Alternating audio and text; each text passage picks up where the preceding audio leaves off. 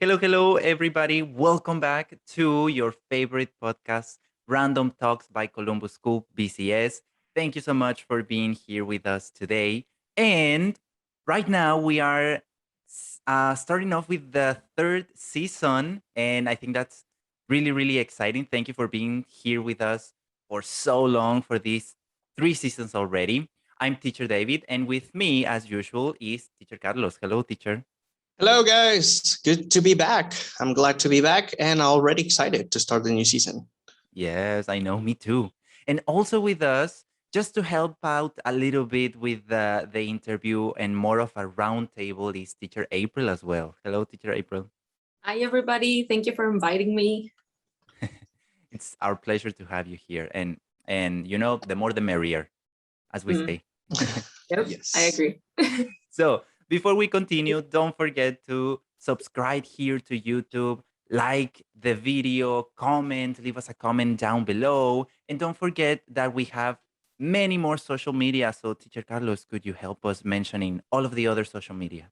Of course, as always, we are on Facebook. We are also on Instagram, posting all the time, also giving you heads ups about the next episodes. And we are also reading your comments all the time. You can check us on YouTube, listen to us on Spotify. You can also search for every of the episodes, even from other seasons, in Google Podcast, and also with amazing content and very good advice on TikTok with Teacher Pablo. Yes, he's doing an amazing job. So make sure to go ahead and like it and check it out. All right. So for this episode, to start off this season, we have a very special guest today because he was a former Columbus teacher.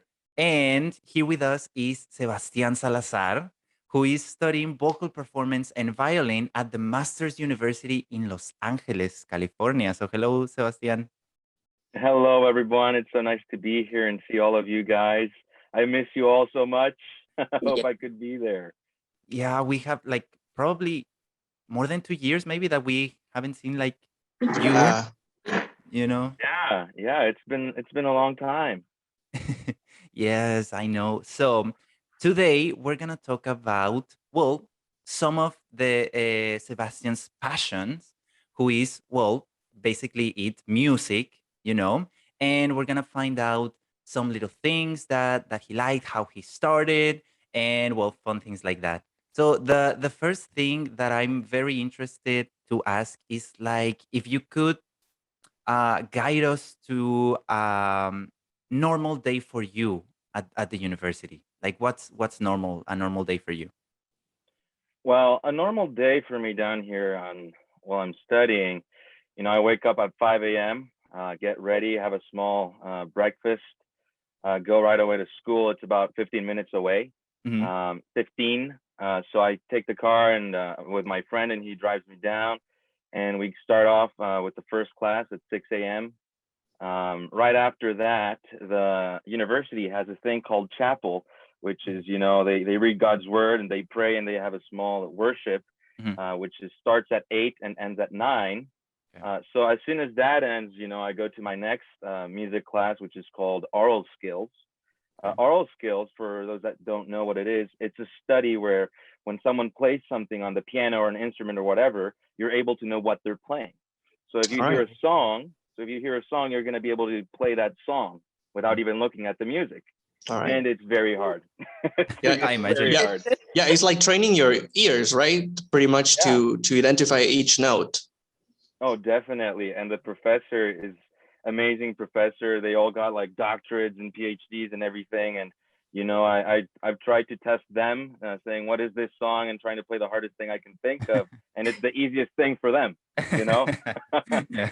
So I have that class. There's also music theory, which is incredibly hard. I used to do music theory down there in La Paz, Mhm. which was easy, a nice pace. We would do it. And down here, there's actually a timeline. You got to finish this at this time, and so hard, and a lot of analysis you have to do with a certain piece. And I've learned a lot, in just music theory. And of course, you have the orchestra, the university orchestra, which is amazing. We do a small rehearsal there, like about an hour or two.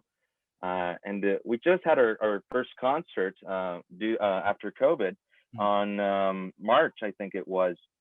It was called a film concert because we had a lot of, Star Wars, Indiana Jones music, and John Williams. And like pop culture. Yeah, pop culture. And it was just amazing, some of the musicians were actually John Williams musicians.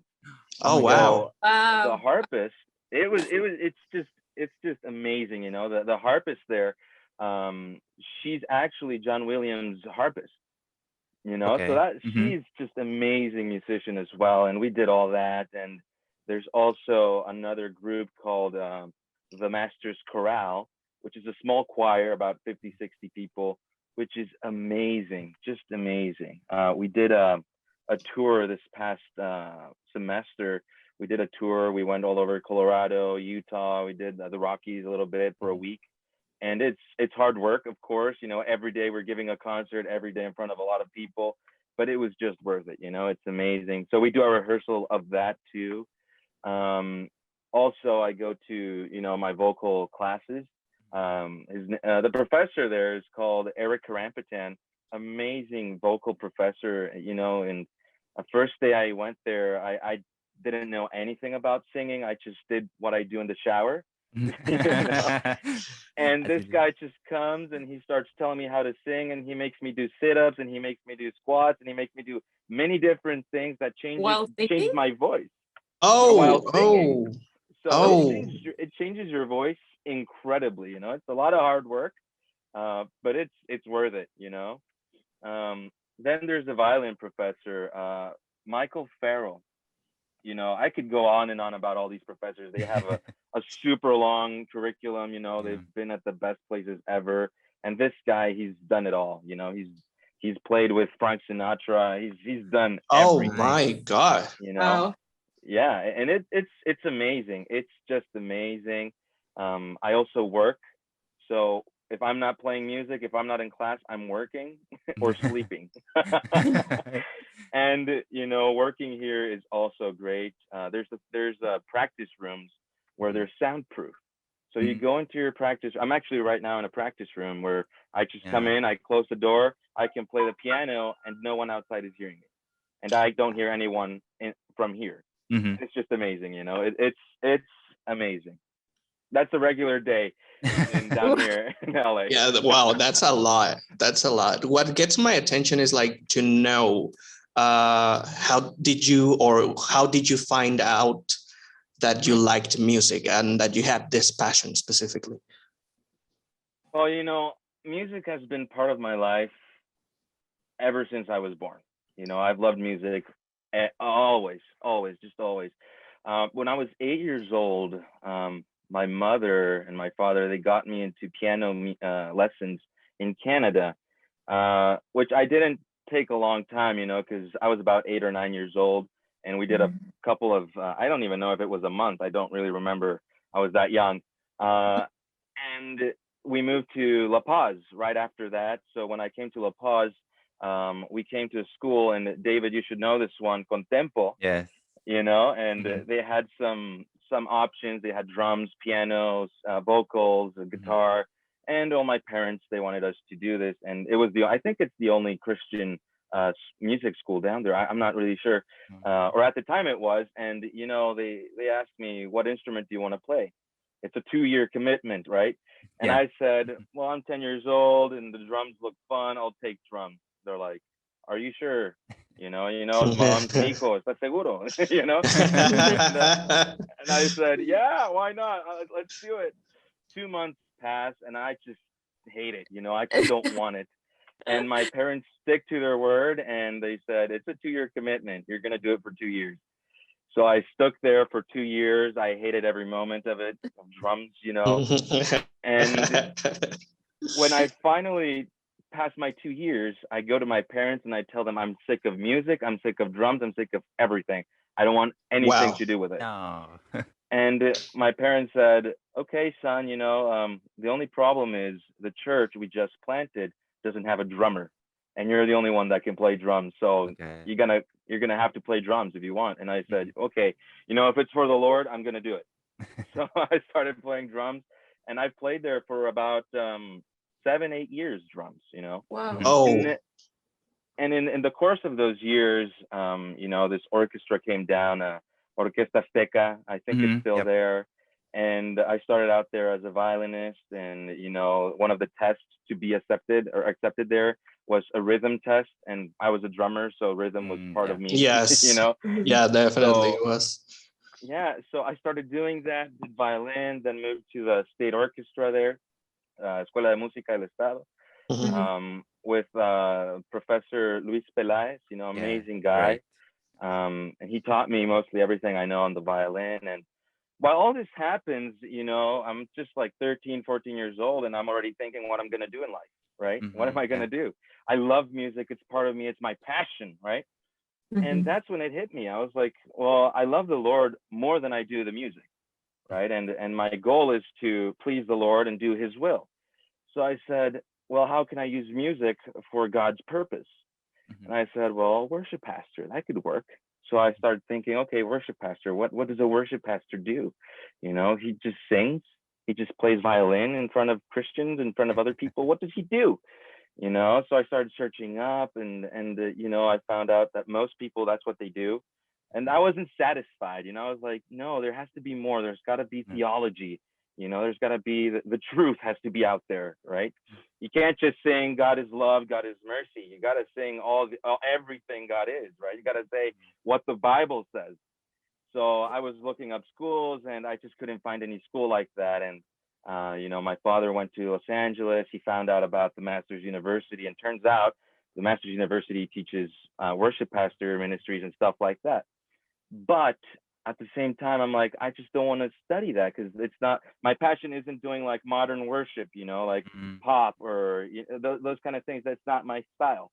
So I said, which school can actually give me an accreditation of classical music, of opera, because I love opera, and it's just my thing, right? And Masters does that. They give you the NASAM, which is National Association of Schools of Music Mhm. of the country.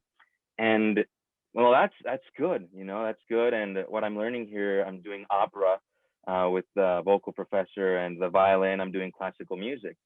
And that's such a huge passion in my life. And my end goal with this, is eventually get a doctorate degree in music, and be Mhm. able to be a worship pastor as well, and learn about God's word and know the truth, and be able to sing the truth and play the truth and express the truth, right? Because that's the thing that gives me more passion about. Mhm. And at the same time, I would like to eventually found a conservatory, a music Yeah. school, Mhm. not just music, but also theology and biblical principles and truth, and all these different things that are very important, not just to everyone, but Mhm. everyone. Yeah. If that makes any sense. But yeah, I think that's what I would say about my passion. It's Mhm. music. Music is so. I like to say music is the language of the soul, right? Mhm. It is. Sometimes you don't know how to say something. You don't even know how you feel, and you start listening to the music, or you start playing it, and it tells you what you feel. you know. Exactly. Yeah.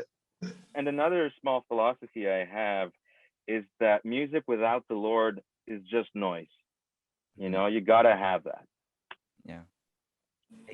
And it's very interesting that you said, that there has to be something there, like in music, like without like any purpose, Mhm. music is just like noise. Mhm. Yeah. And Oh I think that's really amazing that you mention it, because it reflects, for example, now that you're talking about your passion, like even on the screen, like you can see and you can feel the energy that you have for music. And I think that's truly amazing, that when you're following your dream and your passion, it reflects on everything you said or how you see life. So I think that's very admirable, that you're Yeah. following the passion, um basically in a world now that many people don't, or are afraid to follow their Yeah. passion, or what Mhm. Mhm. they want to do. And I think every time that we have someone here in the podcast that is doing it, like he's following his dream or her Mhm. dream. I don't have words to express like how happy I am for the people, for you, who are following their dreams. So Mhm. it's really admirable. Yeah. And I Yeah. think it's also really motivating, personally, at least, because Mm-hmm. I see Sebastian like beaming while he's talking about all of this. And I'm like, gosh, I need to run and paint something. Like, right. I have to go follow my own passion.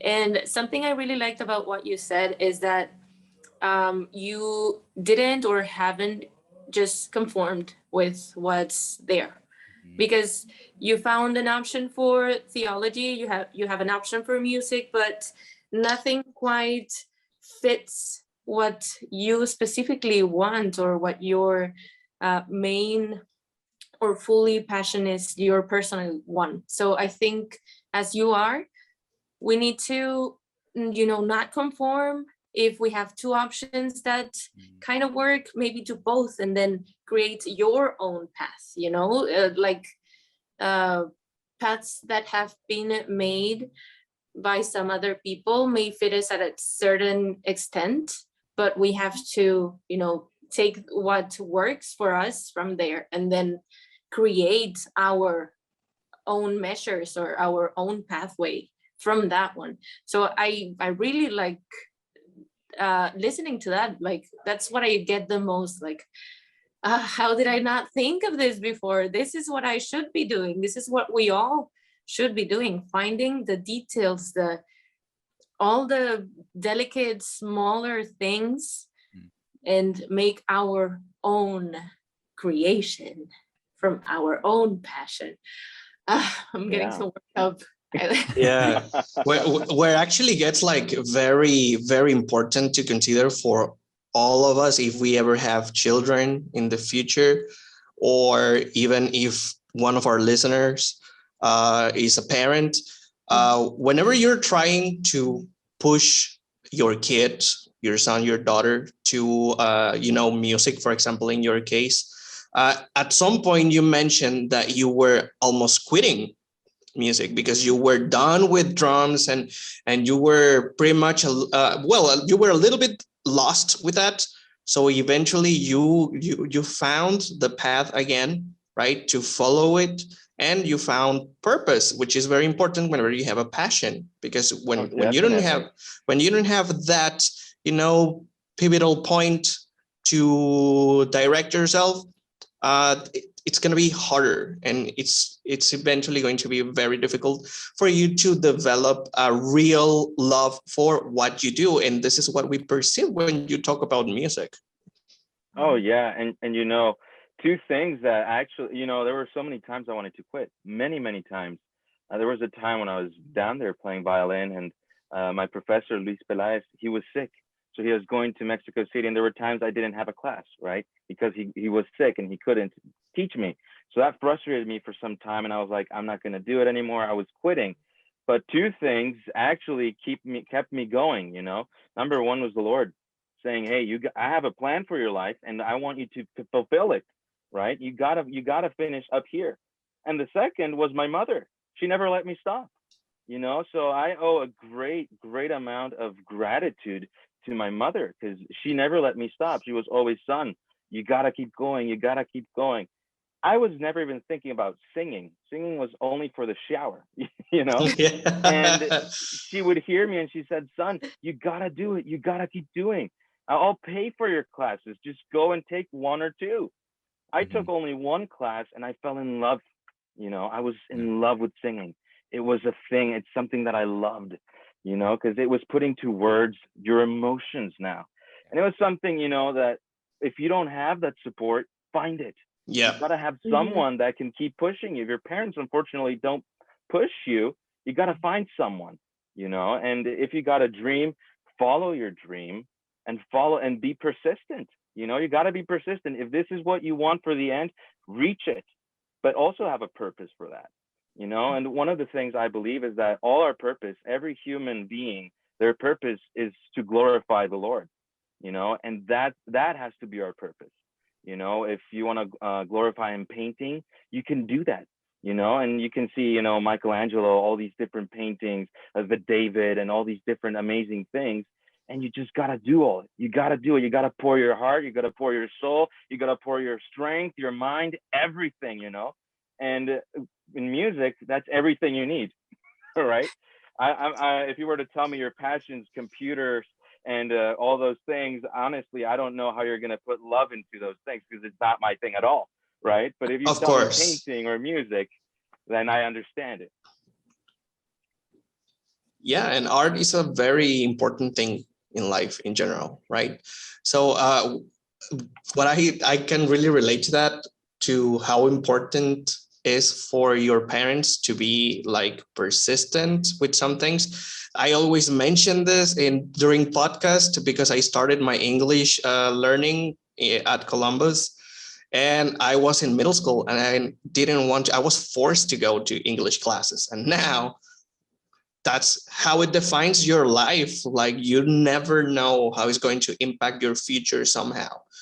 So listen to your parents. Listen to your parents. It's a good advice, and also it's, you know, very inspiring, as my partners mentioned, on that that we should be in that quest, right? Like looking for that passion and how to feed it every day somehow.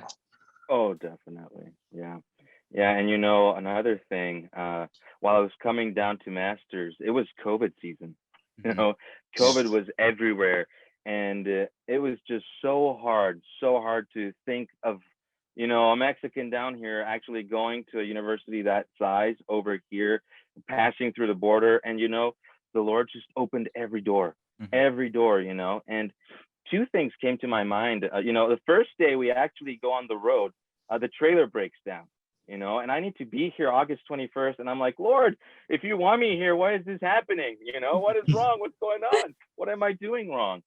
And, you know, a sister from church, Patty Eager, she gave me a small card, and I just didn't want to read a card because I don't like to read as much, you know. And well, when you're stuck in the desert in the middle of nowhere, there's nothing else but reading, right? Yeah, not So many I options. started, yeah, not many options.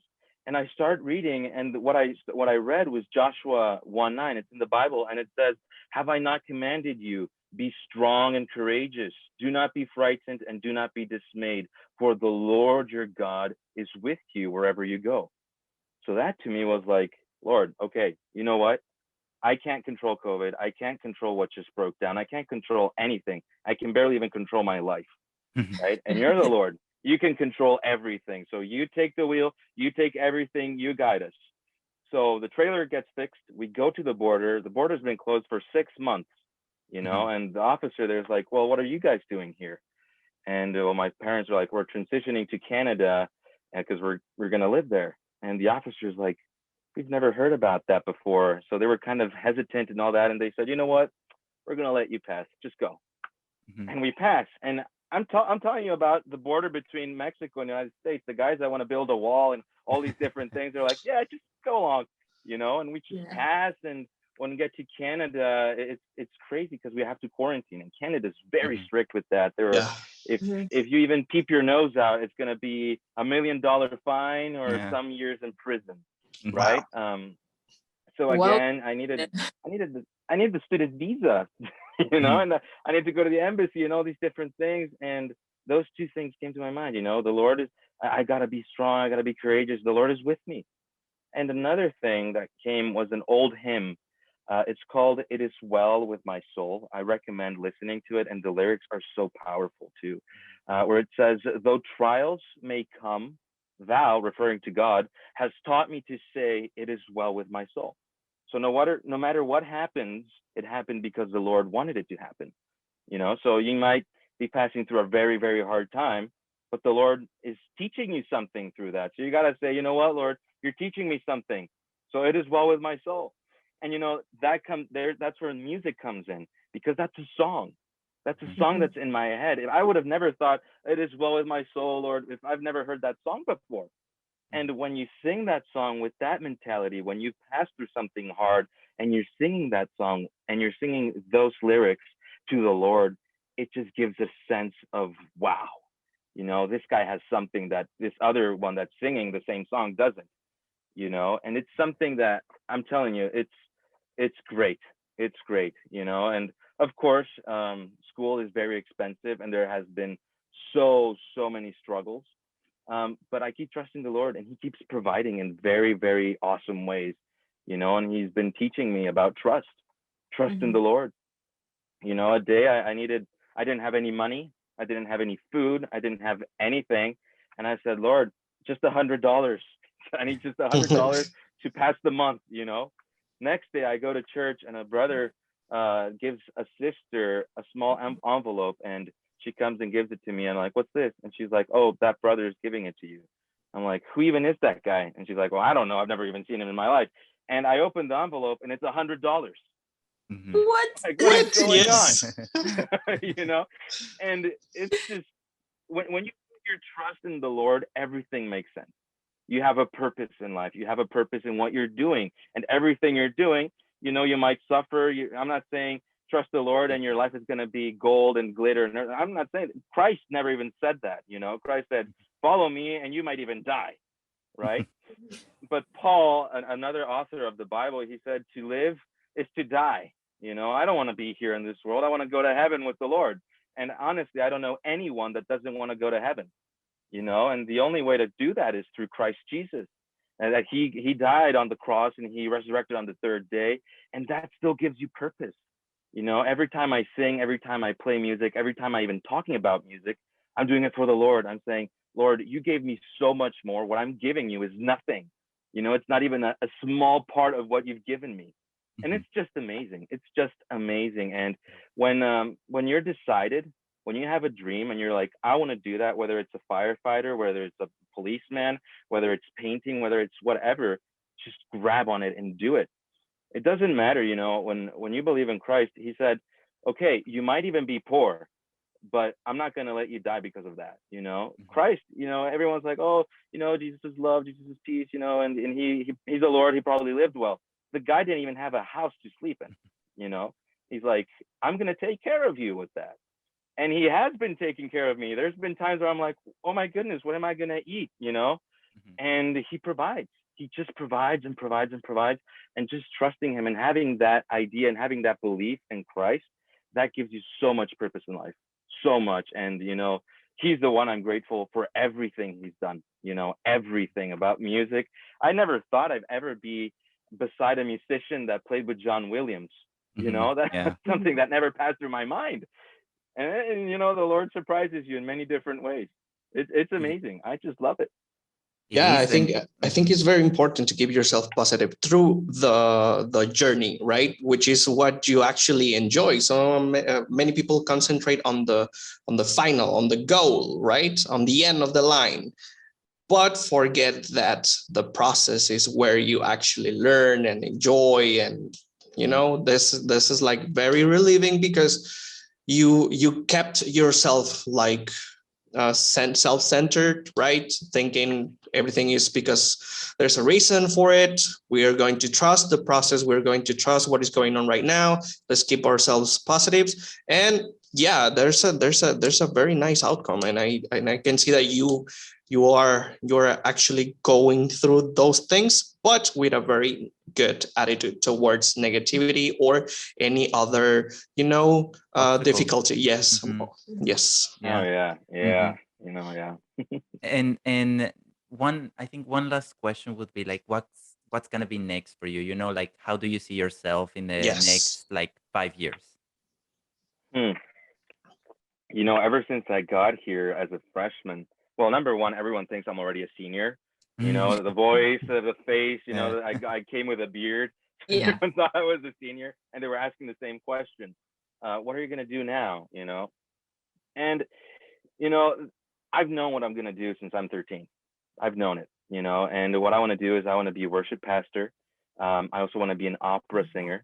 I want to be in orchestras. I want to do all that. You know, and that's where I see myself in 5 years. You know, I hopefully married. You know, whatever the Lord wants there, and keep studying. I wanna be as prepared as I can to give the Lord the best that I have. You know, and that's where I see myself in 5 years.